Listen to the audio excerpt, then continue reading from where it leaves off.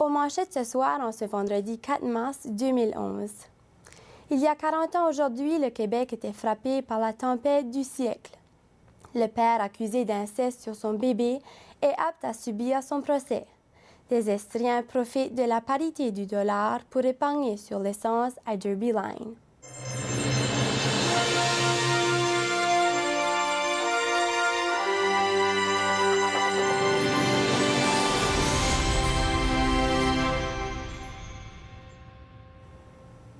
Mesdames et messieurs, bonsoir et bienvenue au téléjournal Université de Moncton.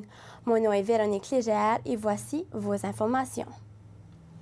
Aujourd'hui marque les 40 ans de la pire tempête qu'ait connue le 20e siècle. C'est le 4 mars 1971 que le Québec était enseveli sous une cinquantaine de centimètres de neige, ce qui avait coûté la vie à 30 personnes. Un homme de 24 ans accusé d'inceste et de divers gestes à caractère sexuel sur son enfant de 18 mois a été déclaré apte à subir son procès. Son dossier reviendra en cours le 24 mars pour la suite des procédures judiciaires. Plusieurs Estriens n'hésitent pas à franchir la frontière canado-américaine pour y faire le plein d'essence. Plutôt que de payer 1,18 $ le litre à Stansted ou encore 1,24 $ à Sherbrooke, ceux-ci s'y tirent à environ 91 sous le litre à Derby Line au Vermont. Ces automobilistes peuvent ainsi économiser près de 30 $.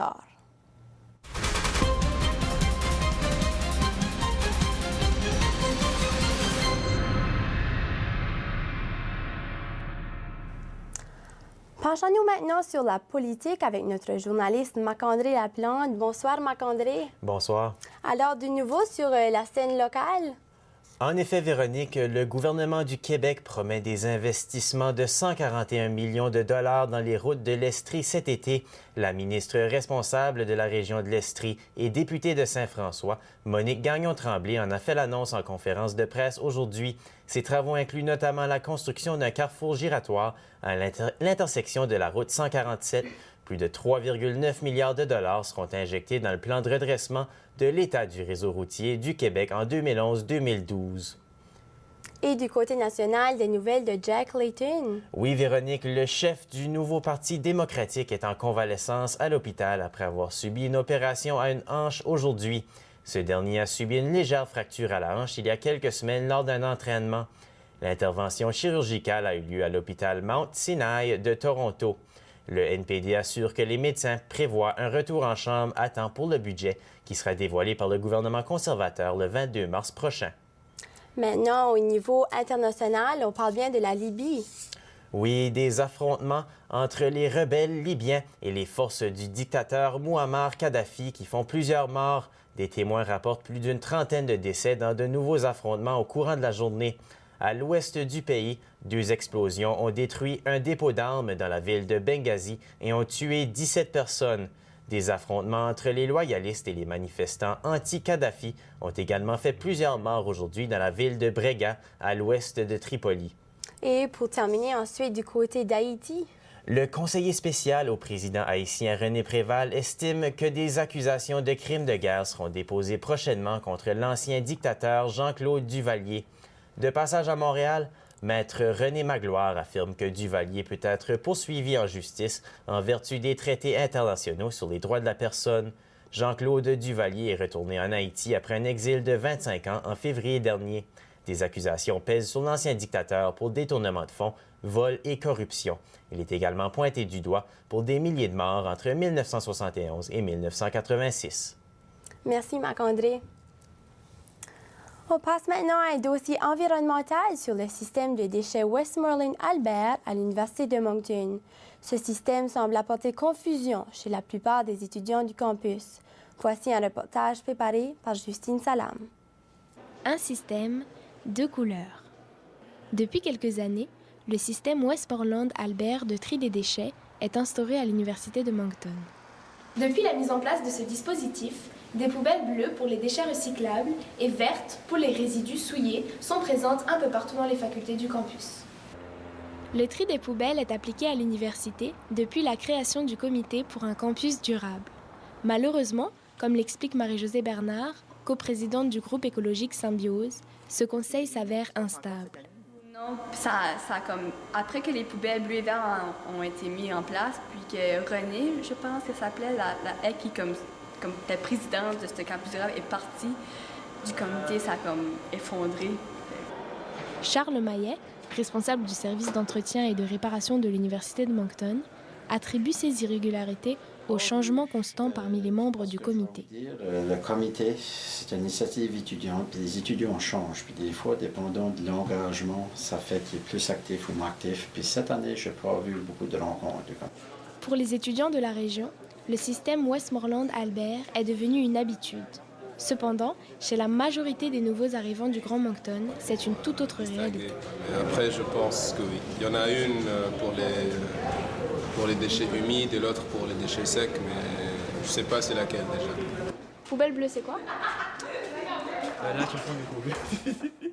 Malgré la confusion, Charles Maillet estime que la méthode appliquée est respectée par la masse étudiante. On avait notre stratégie lorsqu'on a implanté ça. Si je vois qu'il y a une lacune, parce que jusqu'à cette année, ça marchait, mais c'est comme je dis, là, je n'ai pas eu de réunion depuis un bout de temps. Il y aura des communications à faire. Le programme Humide Sec existe depuis 1999. Malgré la confusion qu'il peut créer auprès des nouveaux utilisateurs, le système Westmoreland-Albert permet de recycler près de 12 000 tonnes de déchets domestiques par année. Ici Justine Salam, à Moncton. Alors, Justine, comme on a pu le constater, ce système de tri de déchets de deux couleurs, soit le vert et le bleu, ça ne semble pas être en évidence pour toute la population étudiante à l'Université de Moncton. Oui, effectivement, Véronique, l'Université de Moncton est réputée pour avoir une communauté étudiante très diversifiée. Alors, tous les étudiants ne sont pas habitués à trier les poubelles de la même façon. Il y a aussi bien des étudiants internationaux que de partout au Canada. Mais alors, d'où vient donc cette implantation de ce système à l'université? L'université s'est inspirée du système de tri sélectif de la ville de Moncton. C'est pour cette raison que les étudiants originaires de la ville l'ont déjà intégré. Et en terminant, c'est quoi les possibilités qu'ont l'Université de Moncton envisagées pour effectivement informer leurs étudiants au sujet de ce système de déchets? Présentement, on attend la remise en place du comité qui organisera des séances d'information collective et qui fera un renouvellement d'informations à chaque année pour aviser les nouveaux étudiants. C'est un dossier à suivre. Parfait. Bien, merci beaucoup, Justine. Merci.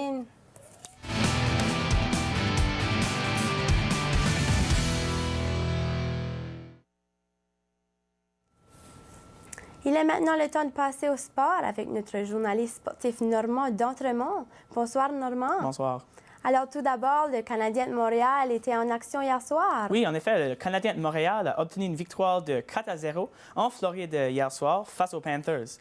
André Kostitsyn, Hal Gill, David Dernay et Lars Eller ont tous marqué pour le tricolore, mais c'était Carey Price la véritable étoile du match.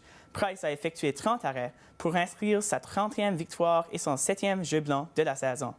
Il devient ainsi seulement le 4e gardien du CH à réussir 7 jeux blancs dans une année. Et du côté du tennis, Normand? Oui, donc le Canada et le Mexique sont en égalité de 1-1 à la Coupe Davis après la première journée d'action au premier tour du groupe 1 de la zone des Amériques. Le Canadien prometteur Miloš Raonic a créé l'égalité en vainquant Manuel Sanchez 6-2, 6-2 et 6-1 après que son coéquipier Frank Dancevic avait perdu son match face à Daniel Garza. Le Canada affrontera l'Équateur en deuxième ronde s'il réussit à emporter cette première ronde qui se terminera cette fin de semaine. Et il y a des négociations qui se poursuivent du côté du football. Donc, la Ligue nationale de football et ses joueurs se sont entendus aujourd'hui pour prolonger l'échéance de la convention collective. La Ligue et le syndicat des joueurs auront maintenant jusqu'à vendredi prochain pour arriver à une paix syndicale. S'ils n'arrivent pas à le faire, il y a des craintes que les propriétaires des équipes pourraient poursuivre à un lockout, et cela alors que la LNF atteint des niveaux de popularité sans précédent. On se rappelle que le Super Bowl en février dernier a connu le code d'écoute le plus haut jamais connu. Et on termine sur la scène locale. Oui, donc finalement, aujourd'hui, aux Jeux du Québec, la jeune estrienne Elisabeth Duguay a remporté la médaille d'or au plongeon d'1 mètre des 12 et 13 ans. Cela amène ainsi la somme des médailles de la délégation de l'Estrie à 10, soit 4 médailles d'or, 2 médailles d'argent et 4 médailles de bronze. Merci, Normand. Merci. C'est là-dessus que prend fin l'essentiel de vos informations. On se donne rendez-vous lundi soir, toujours à 18h, au téléjournal Université de Moncton. Sur ce, passez une excellente soirée.